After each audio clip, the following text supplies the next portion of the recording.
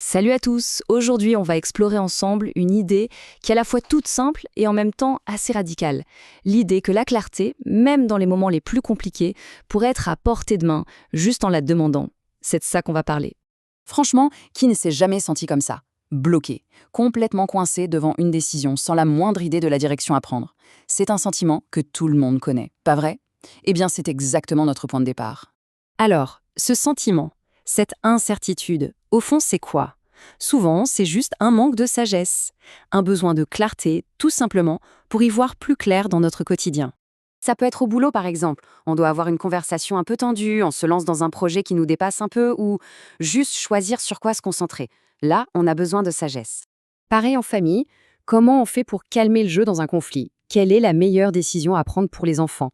Dans ces moments-là, on sent bien qu'une simple opinion, ça ne suffit pas. Ce qu'il faut, c'est de la clarté.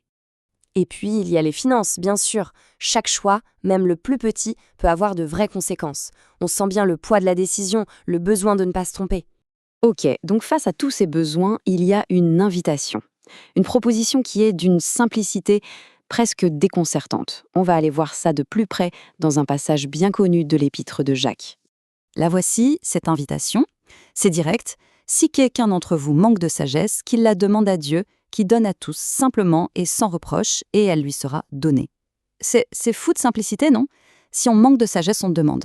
Et la promesse, c'est qu'elle sera donnée. C'est tout. Pas de petites lignes dans le contrat. Et ce qui est génial, c'est que ça se résume à un processus en 3 temps super simples. 1. On reconnaît son besoin. On lâche prise, on admet qu'on ne sait pas tout. 2. On demande à Dieu. Et 3. On se prépare à recevoir avec foi. C'est tout. Bon, la question qu'on se pose tout de suite, c'est d'accord, mais comment est-ce que Dieu répond? Et c'est là que ça devient fascinant, parce que la manière dont la réponse est promise nous en dit énormément sur qui est celui qui donne. Regardez un peu ce contraste, il est saisissant. D'un côté, il y a nos craintes, très humaines, la peur d'être jugé, cette hésitation à demander, le sentiment de ne pas être à la hauteur. Et de l'autre côté, une promesse qui prend tout ça à contre-pied. Dieu donne généreusement, sans faire de reproches, et à tout le monde. Le premier mot important, c'est généreusement. Attention, hein, ça ne veut pas dire au compte-gouttes ou juste ce qu'il faut. Non, ça veut dire abondamment, libéralement, sans se retenir. En gros, la promesse, c'est que la réponse pourrait bien être plus grande que la question. Et le deuxième mot, il est peut-être encore plus fou, sans reproche. Prenez une seconde pour y penser. Ça veut dire qu'on peut venir avec son manque, son incertitude, et il n'y aura aucun jugement en retour. Pas de « Ah, tu aurais dû savoir ça depuis le temps !» Non, juste un don. C'est incroyablement libérateur. Ok, tout ça c'est super encourageant. Mais concrètement, on fait comment? Comment on passe de cette belle idée à quelque chose de réel dans notre vie de tous les jours? Eh bien voilà une piste, toute simple. Premièrement, on identifie un domaine où ça coince, où c'est flou. Deuxièmement, on s'arrête, juste 1 minute. Troisièmement, on formule une demande simple et directe pour avoir de la sagesse sur ce point précis.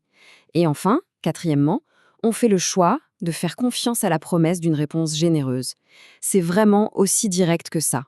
Et je voudrais qu'on se quitte avec cette question en tête. Imaginez une seconde. Qu'est-ce qui changerait si, face à l'incertitude, notre premier réflexe n'était plus l'angoisse ou le fait de tout suranalyser, mais de simplement demander la sagesse? Si ça devenait une habitude, un premier recours, et non la solution de la dernière chance? Qu'est-ce qui pourrait bien se passer?